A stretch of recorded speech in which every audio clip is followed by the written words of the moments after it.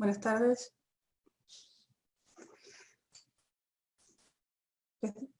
Buenas tardes aquí en España. Buenos días al resto de los países.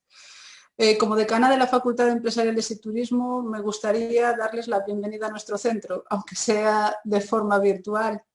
Quisiera agradecer antes de nada la amable invitación del profesor Ernesto López Valeiras y de la profesora Beatriz González Sánchez, que pertenecen al grupo de investigación de análisis económico, contabilidad y finanzas de la Universidad de Vigo, para poder participar en la inauguración de esta segunda edición de las jornadas El control de gestión desde una perspectiva de género. Es una jornada que patrocina el grupo ECOBAS y la Unidad de Igualdad de nuestra universidad, de la Universidad de Vigo. El objetivo fundamental de las jornadas es difundir y promocionar el control de gestión entre los estudiantes universitarios, dándole una especial atención a la necesidad de transversalizar el enfoque de género en todos los niveles de la sociedad. Por ello, los organizadores han optado por una tríada que a mi juicio es muy acertada en el ámbito del control de la gestión, que es una profesora universitaria, una profesional y una alumna del máster.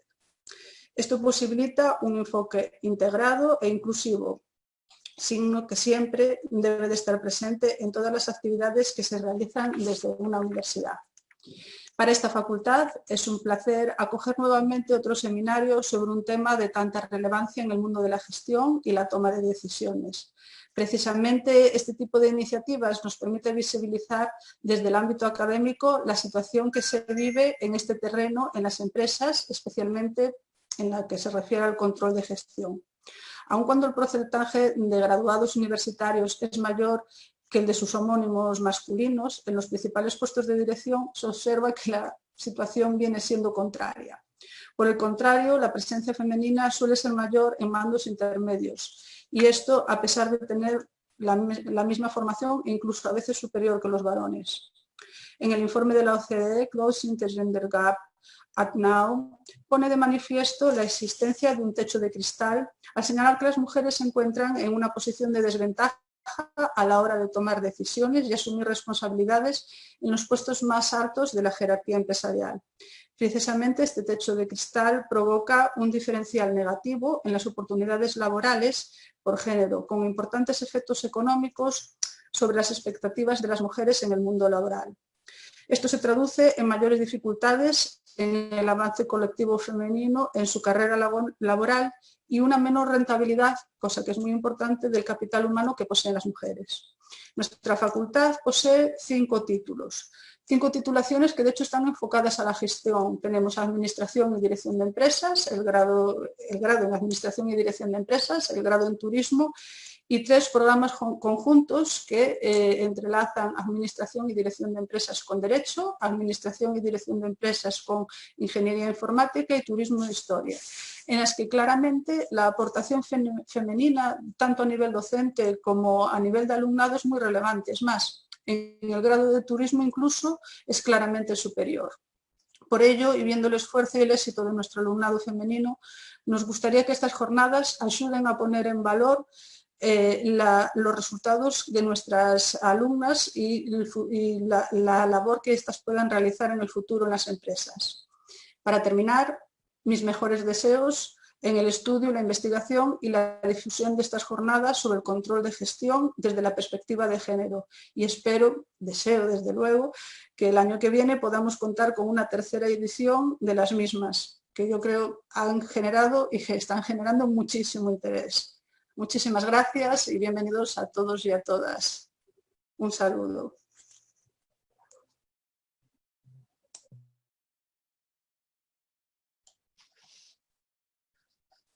Bueno, muchas gracias, Monse, por tus palabras. Iniciamos ahora esta segunda edición de estas jornadas de control de gestión, perspectiva de género, sobre todo animados por el éxito de las celebradas el año anterior. Este año, además, aprovechamos la obligación de tener que hacerlo online, porque efectivamente es una obligación, para ir un poco más allá, para invitar tanto ponentes como asistentes de otros lugares de España, y así contamos con alumnos desde la Universidad de Alcalá de Henares, de la Universidad de Valencia, la Universidad de Zaragoza, la Universidad Pablo Olavide de Sevilla y algunas más, por supuesto la Universidad de Vigo, desde la que os estamos hablando, pero también hemos cruzado el charco y contamos tanto con ponentes como con alumnos de Colombia, de Perú, de Chile, de Cuba y seguro que me dejo algún otro país en el tintero, con lo cual bueno, estamos bastante satisfechos de la participación, contamos con más de 200 inscritos y la verdad no se puede pedir más en los tiempos que corren en cuanto a participación y a colaboración.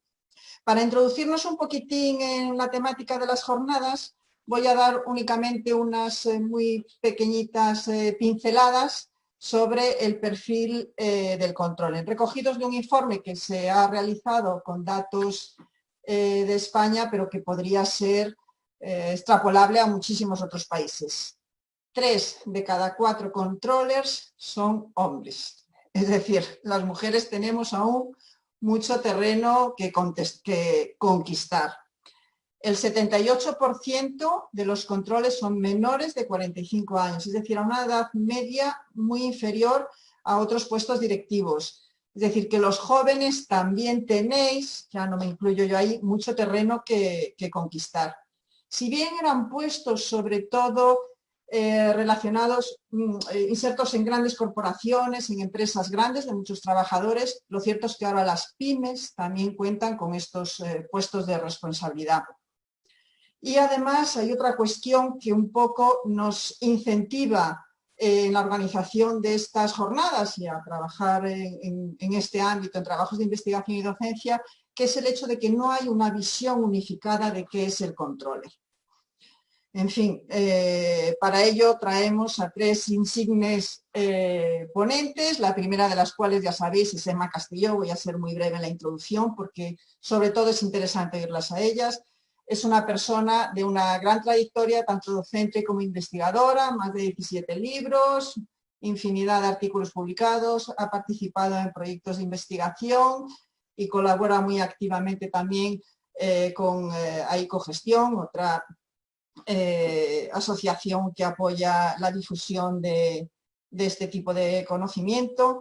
También contamos después, en segundo lugar, con Paola Tapia, que además de incorporar la faceta académica, también incorpora la profesional, es gerente de consultoría en GS y además de contar con una experiencia amplia en el terreno profesional, cuenta también con la visión académica porque es docente en la Universidad de Chile. Y en tercer lugar contaremos también con la colaboración de Mariana Soldavini, un poco para cerrar el círculo, aportando la visión de una antigua alumna en control de gestión, un máster de control de gestión, que además ha sido emprendedora. No digo más porque para aclarar todos estos conceptos las tenemos a ella, únicamente comentar el agradecimiento tanto a ECOVAS como a la Unidad de Igualdad que nos apoyó en todo lo que han podido para desarrollar esta jornada, para organizarla y llegar a buen término. Una cuestión de organización también. Seré bastante estricta en los tiempos y os daré la lata si os portáis mal, con la intención de que cada una de las 3 ponentes tengáis 15 minutos para desarrollar vuestra charla y después podamos acabar a las 7 para, a través del chat, abrir un debate, que es quizá lo que más nos interesa a todos, y que yo os pueda trasladar preguntas de los asistentes y dispongáis de 20 minutos para contestarlas. Después, a las 7:20, daremos paso a la segunda parte de esta jornada, que consistirá en la presentación del proyecto de mentoring, para el que contaremos también con la colaboración del coordinador de esta jornada, Ernesto López Valeiras, y de una alumna, doña Laura Álvarez, que también ha participado como mentorizada en esta primera edición del programa. Y sin más que contar y deseando que todo salga bien y que los sistemas nos funcionen hasta el final, en fin, a los asistentes deseo que saquéis el máximo provecho al esfuerzo que hemos hecho para sacar esto adelante y queda a vuestra disposición para cualquier cuestión que deseéis comentarle a las ponentes a través del chat. Muchas gracias a todos. Emma Castelló, cuando quieras. Muchísimas gracias, Beatriz. Yo, ante todo, y a pesar de que se me pueda cortar mi intervención, voy a tratar de ajustarme a los 15 minutos, pero quisiera, en primer lugar, agradecer, por supuesto, a la decana su introducción y, sobre todo, la posibilidad que haya podido propiciar el desarrollo de esta jornada, al doctor López Valeiras, como coordinador, pues esta magnífica iniciativa, junto con Beatriz, que me consta que los dos siempre están codo con codo trabajando en estos temas de control de gestión y que también son muy conocidos en diferentes ámbitos. Para mí es un honor estar aquí en este foro. Me siento muy honrada por compartir mesa virtual con tan insignes personas. Y mi papel en esta primera intervención va a ser un poco delimitar qué es esto del control de gestión, qué es lo que engloba. Entiendo que si hubiera que apuntar alguna cuestión adicional, estaré perfectamente encantada al final de responder a las cuestiones que se puedan suscitar. Si quisiéramos identificar, adelante José, perdón, es que no me funciona lo de compartir pantalla. Si quisiéramos identificar qué es esto del control de gestión, no sé si podemos adelantar la presentación, por favor. ¿Se me escucha? José, por favor, ¿puedes avanzar? No sé cuál es el problema, perdonadme, pero bueno, en fin. Vale, de acuerdo, gracias. Ahora sí, ahora sí. Quizás lo primero que podríamos afirmar es que no es posible gestionar sin medir. Esto es lo fundamental que yo quisiera destacar. Es decir, cuando nosotros hablamos de gestionar cualquier tipo de organización, necesitamos contextualizar esa organización y eso nos obliga a medir, lo cual no nos implica o no debe implicar necesariamente que yo deba traducirlo todo en términos financieros. No tengo que traducirlo todo a unidades monetarias, pero sí, indefectiblemente, necesito tomar una dimensión de lo que se está haciendo. Para poder gestionar necesitamos información y esa información es la que nos va a permitir el que podamos actuar en el sentido de mejorar, por ejemplo, las condiciones de eficiencia de cualquier organización o tratar de buscar elementos que nos posibiliten o permitan reducir los costes, mejorar la competitividad. Es decir, en definitiva, la gestión pasa por buscar mecanismos de medición y esa medición se van a sustentar en un sistema de información. Adelante. Así.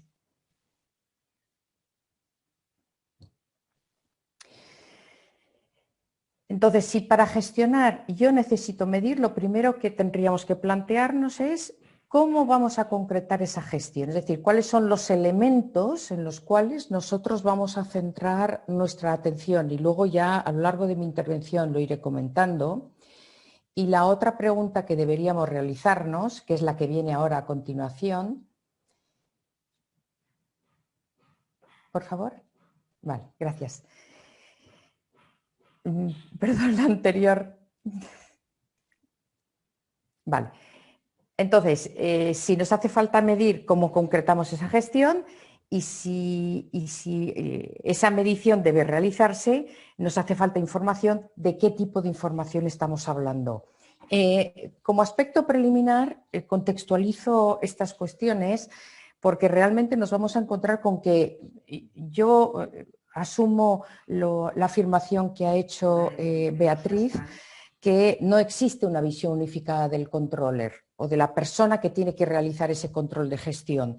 Por lo tanto, nos vamos a encontrar desde un control de gestión muy exiguo, muy concreto, muy digamos, muy limitado desde el punto de vista de su alcance, hasta un controller, que es realmente lo que yo entiendo que debe ser, que es una persona o un responsable que tenga una visión general de la empresa.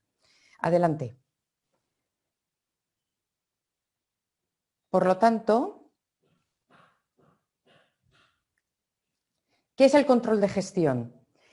Pues el control de gestión es un sistema de información, eso es lo fundamental, es decir, no es otra cosa que un sistema que se nutre de una serie de datos para obtener una serie de informaciones. Entonces, el control de gestión lo que hace es procesar esa información cuyos cometidos son, adelante,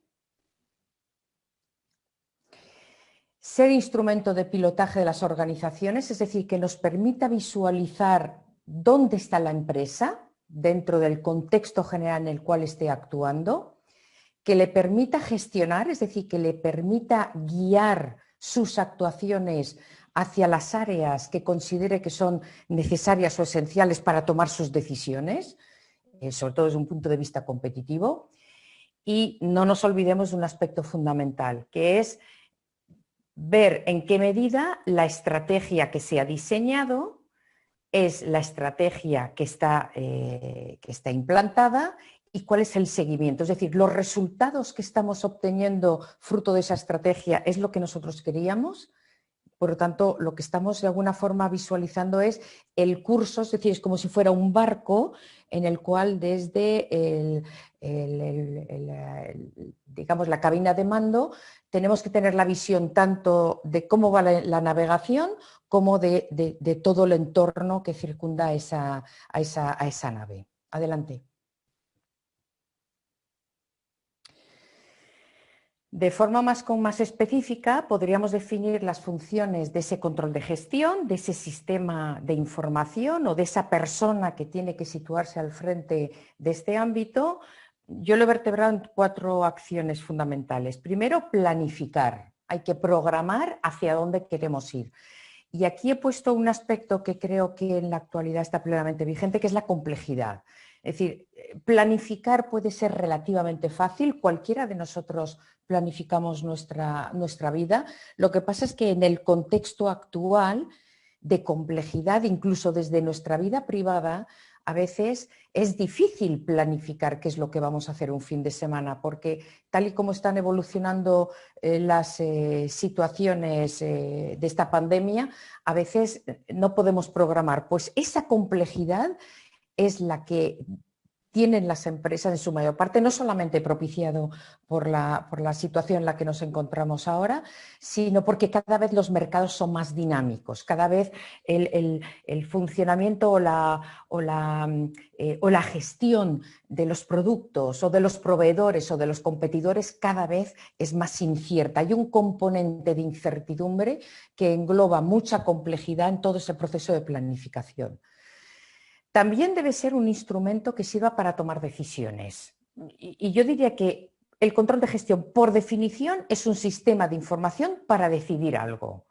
Lo que pasa es que cuando se dice que es para mejorar las decisiones que se vayan a adoptar, de lo que se está, o a lo que se está aludiendo fundamentalmente, es a que tiene que ser un sistema de información muy ágil, que permita poder actuar en el momento adecuado, sobre todo si se producen algún tipo de imprevistos, podríamos decir.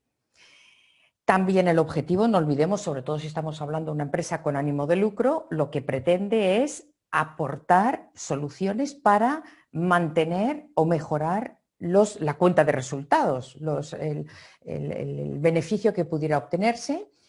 Y por último, tomar acciones frente a la estrategia intentada e implantada, que una cosa es la estrategia intentada, lo que hemos diseñado inicialmente, y después está la implantada, es decir, la que después se ha podido llevar a cabo en función de las expectativas, en función de las realidades que hemos tenido. La intentada era expectativas, la implantada han sido realidades y a partir de ahí debemos tomar decisiones respecto a ¿esto nos está conduciendo hacia donde queríamos o no? Adelante.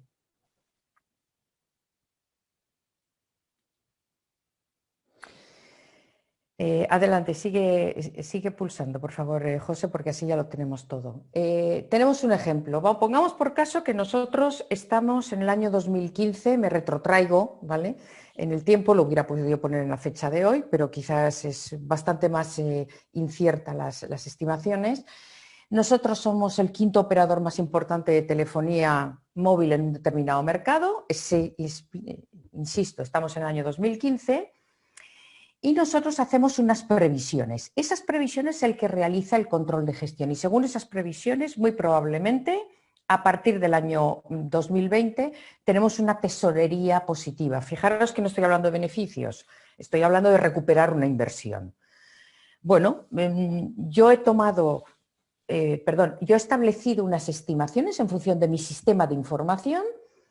Eso me lleva a decir que yo tengo que aguantar 5 años para pasar de una tesorería negativa a pasar a una tesorería positiva y nosotros a partir de ahí decidimos lanzarnos en función de la estrategia que nosotros hemos establecido. ¿Por qué? Porque entendemos que esos 5 años perfectamente son asumibles desde el punto de vista del equilibrio financiero de nuestra empresa. Adelante.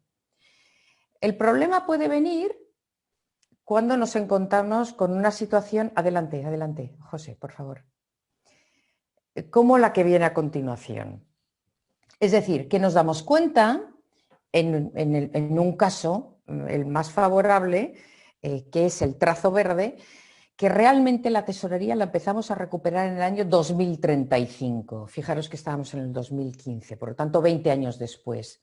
Hoy incluso que las estimaciones que hemos tomado nos llevan a que jamás vamos a lograr un equilibrio en la tesorería, que sería ese trazo rojo, digamos, que nos llevaría hasta el infinito, digamos, en cuanto a la situación de déficit de liquidez.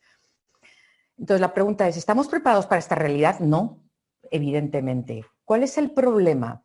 El problema está en que el control de gestión no es solamente un sistema de información que, bueno, más o menos de forma aproximada nos debe ayudar. No, es un sistema que nos permite sustentar nuestras decisiones, por lo tanto, tiene que ser riguroso, tiene que ser preciso y tiene que estar vertebrado en torno a la realidad de la empresa. Por lo tanto, no hay un control de gestión único, hay un control de gestión adaptado o adecuado a cada una de las organizaciones. Adelante. Por eso, cuando se alude al control de gestión, debemos evitar esta disfunción que aparece en este pequeño ejemplo. Es un pequeño ejemplo que yo utilizo normalmente en los alumnos de control de gestión que tengo en la ingeniería y sistemas de información, porque les digo, mirad, vosotros vais a ser los encargados de entender cuáles son las necesidades de cada una de las personas que os van a demandar que se les facilite algún tipo de información. Entonces, fijaros el caos desde el punto de vista de la representación, ¿no? Es decir, lo último es lo que quería el cliente. El cliente quería una especie de cuerda con una rueda. Y sin embargo, la interpretación que cada uno hace de esa realidad le lleva a identificar una necesidad distinta. Esto es lo que puede ocurrir en control de gestión. Que al final logremos o alcancemos un sistema de información, dicho de forma directa, que no sirva absolutamente para nada. Adelante.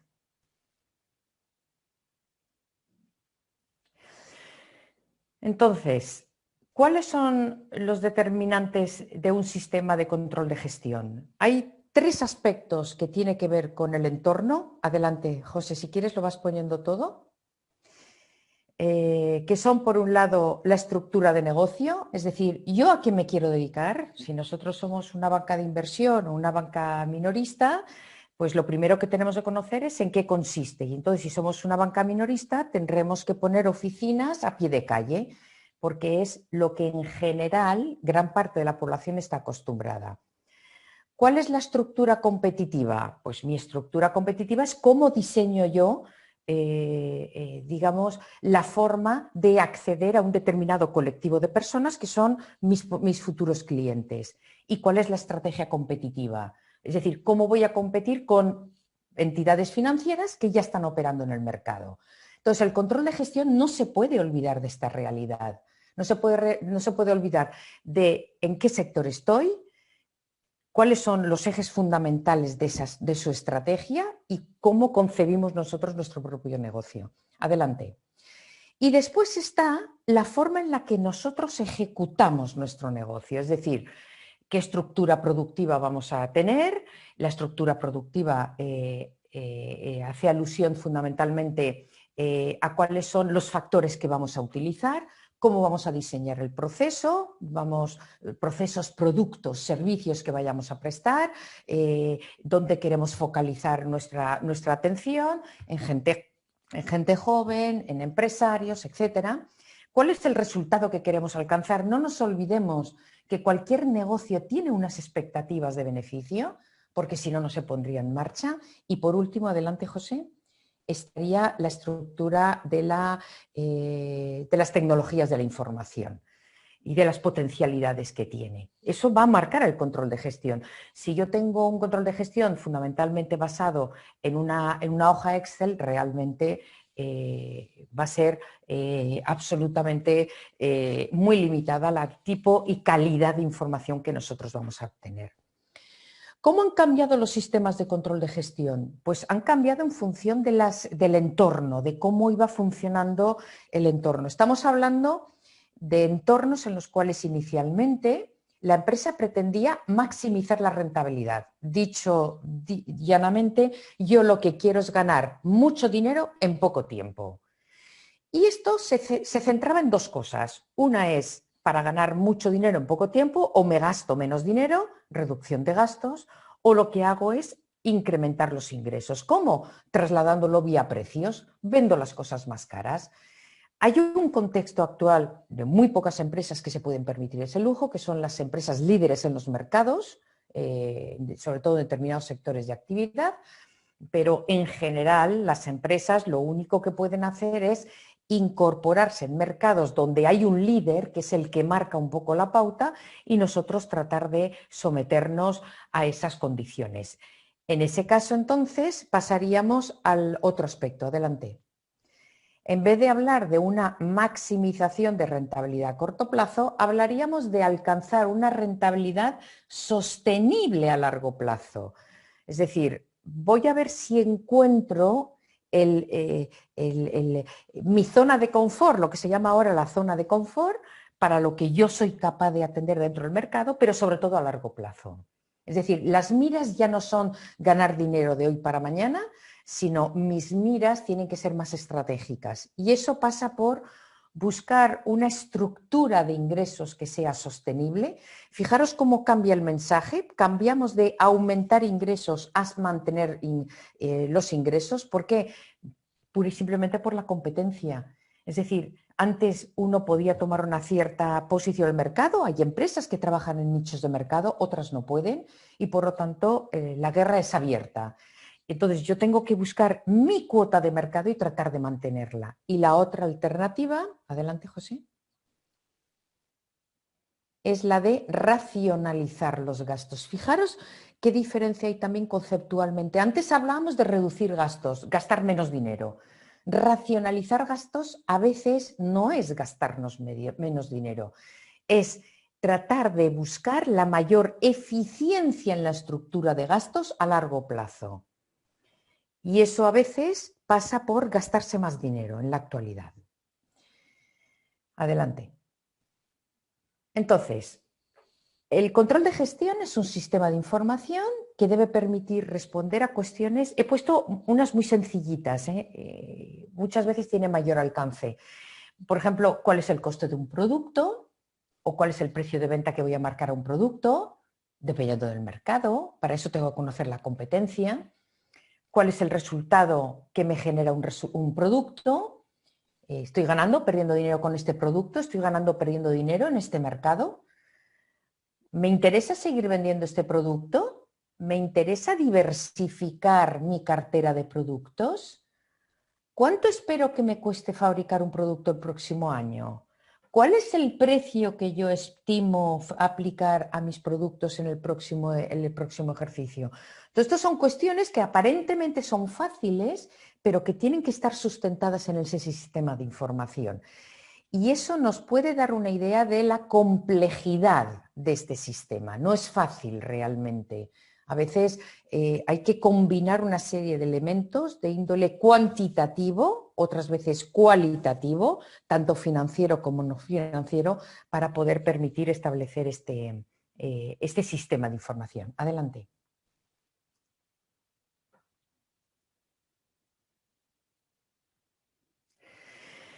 Ya voy terminando, lo digo por Beatriz, no sé si ya me estoy extendiendo demasiado, pero voy a ser muy rápida. Es importante que entendamos cómo ha evolucionado el control de gestión a lo largo del tiempo y muchas veces venía marcado por el entorno en el que actuaba. Si estamos hablando de la primera etapa, en el año 1900, antes del año 1950, estamos hablando de empresas de monoproducto, muy poca diversificación, con nichos de mercado muy próximos a donde estaba localizada esa empresa, por lo tanto, se podían permitir el lujo de centrarse pura y simplemente en el cálculo del coste del producto y en todo caso planificar un poco su actividad productiva. En el año, si nos situamos hasta el año 65, estamos hablando ya de empresas que empiezan a meter algo de diversificación en su actividad productiva y por lo tanto, pero no estamos hablando aún de sistemas de fabricación flexibles, sino rígidos, muy pocos sistemas eran flexibles y por lo tanto ya empieza a haber una necesidad de controlar las actuaciones, de buscar la eficiencia.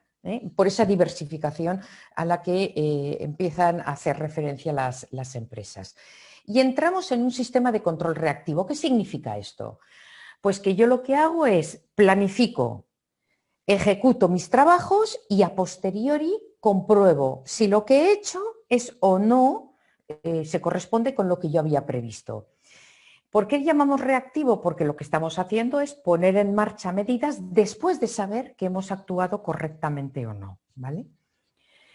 Cuando ya estamos en el año 85, el sistema ya se complica más porque estamos hablando de empresas en las que existe una diversificación desde el punto de vista productivo, existe una deslocalización desde el punto de vista de su actividad y existe un sistemas de fabricación más complicados, más complejos, sistemas de fabricación flexibles, es decir, una misma infraestructura me sirve a mí para fabricar diferentes tipos de productos. Por lo tanto, aquí la eficiencia es fundamental, la programación de las tareas empieza a ser algo esencial, puesto que empiezan a irrumpir en la realidad de las empresas gran parte de las actividades de apoyo para coordinar todas esas tareas que deben ponerse en común y empieza a hablarse de costes globales. ¿Qué quiere decir esto?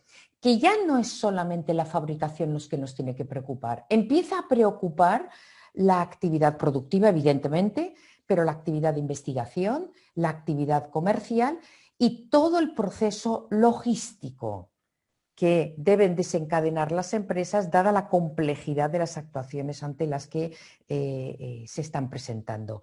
Y aquí faltaría poner que es un control anticipado, es un control, digamos, ad hoc.